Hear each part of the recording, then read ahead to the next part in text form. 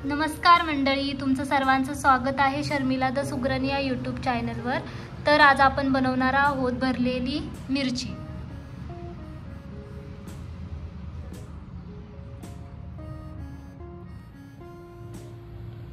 तर भरली मिरची बनवण्यासाठी आधी आपण एवढे शेंगदाणे छान असे भाजून घेणार आहोत।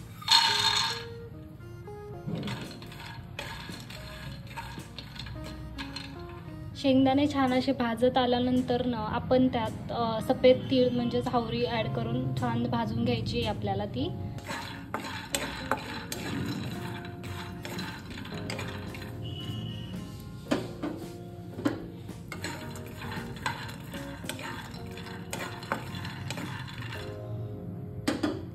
तर तुम्ही पाहू शकता आपले शेंगदाणे छान असे भाजत आलेले आहेत। त्यात मी थोडेसे तीळ ऍड करून घेणार आहेत आणि आपल्याला ते तीळही भाजून घ्यायचे आहेत। मी यात ह्या भरली मिरची मध्ये कोणत्याही प्रकारचं बेसन वगैरे यूज करणार नाहीये। छान असं आपल्याला भाजून घ्यायचं आहे।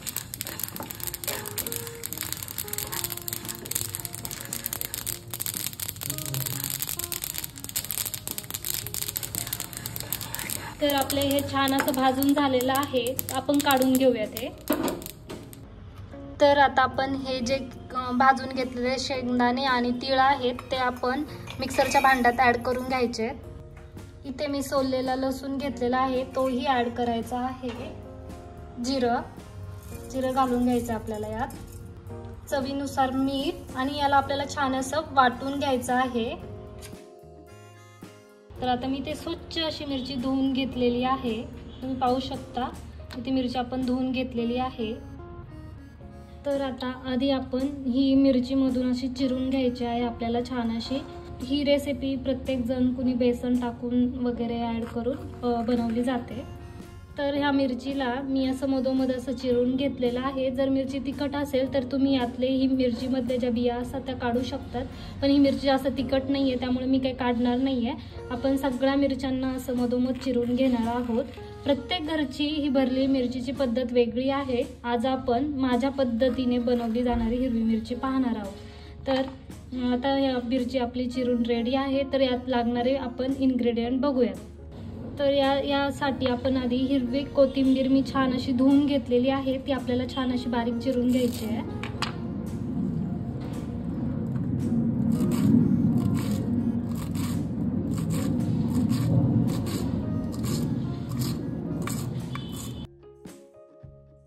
तर आता हे मी मिक्सर मध्ये छान असं बारीक करून घेतलेलं आहे। यात आपला शेंगदाण्याचा कूट आणि तीळ, लसूण, मीठ घालून आपण छान असं वाटून घेतलेलं आहे। यामध्ये आता आपण हळद ऍड करणार आहोत, 2 चमचे लाल तिखट। तर या मिरच्या जास्त अशा तिखट नाही आहेत त्याच्यामुळे मी 2 चमचे लाल तिखट घालून घेणार आहे। तर आता हे आपण मसाले यात ऍड केलेले आहेत। आता याला छान असं मिक्स करून घेऊयात। आणि हे मिक्स करण्याआधी आपल्याला यात थोडंसं, आता यात मी थोडंसं तेल टाकलेलं आहे, कोथिंबीर, आणि याला आता छान असं मिक्स करूयात। सगळं असं एकजीव करून घ्यायचं आहे आपल्याला हे।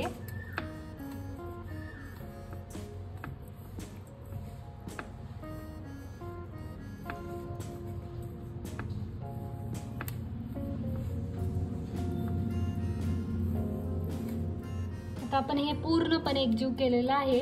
आता एक एक मिरची घ्यायची आणि आपल्याला त्यात छान असं गच्च असं भरून घ्यायचं आहे।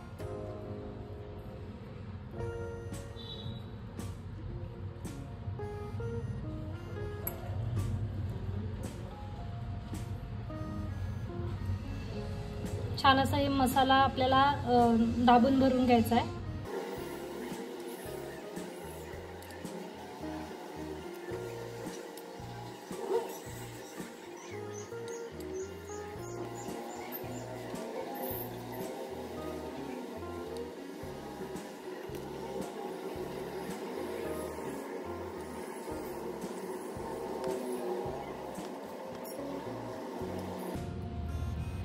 तुम्ही पाहू शकता आता आपल्या ह्या सर्व मिरच्या छान अशा भरून झालेल्या आहेत। आता आपण यांना तेलामध्ये छान असं फ्राय करून घेऊया। तर आता आपण यात तेल घालून घेऊयात। आपल्याला मिरच्या छान फ्राय करायचं आहे, त्यासाठी थोडंसं जरा जास्त आपल्याला तेल ऍड करायचं आहे। तेल गरम झालं का आपल्याला त्यात थोडंसं आहे ना मीठ घालून घ्यायचं आहे, कारण की आपण मिरची भरताना त्यात मीठ ॲड केलेलं आहे, तरी सुद्धा आपल्याला मिरचीला बाहेरून असं चव लागत नाही, त्यासाठी आपल्याला थोडंसं मीठ टाकून घ्यायचं. तर मी यात थोडंसं असं मीठ घातलेलं आहे. छान असं मिक्स करायचं आहे. थोडंसं तेल गरम झालं का आपण यात मिरची ॲड करूयात. तर चला, तर मी यात मिरची ॲड करत आहे.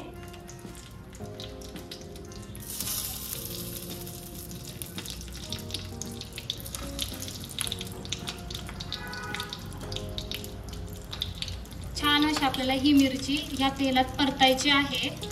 तर आता ह्या मिरची फ्राय होत आहे, तोपर्यंत आपण यावर झाकण ठेवून घेऊयात, म्हणजे तेल उडत नाही. आणि जो उरलेला आपला हा जो बाकूस होता, तो आपण ज्यावेळेस मिरची छान अशी फ्राय होत येईल त्यावेळेस आपल्याला हे वरून ॲड करून घ्यायचं आहे.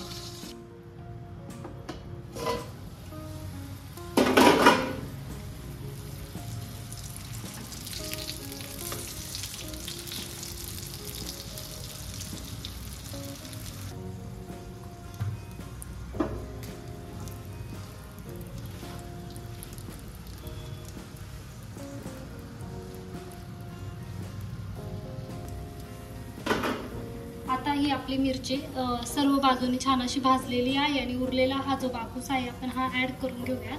छान असा मिक्स करूया त्यात आणि 2-3 मिनिटं छान असा परतून घेऊया त्याला मिरची सोबत.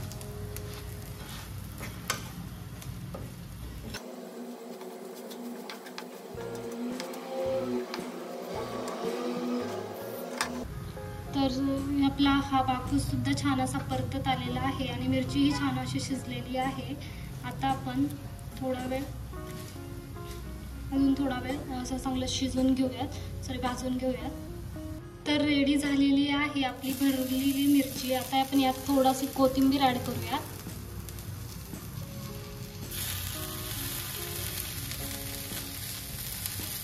कसली सुंदर अशी छान अशी शिजलेली आहे आपली भरलेली मिरची.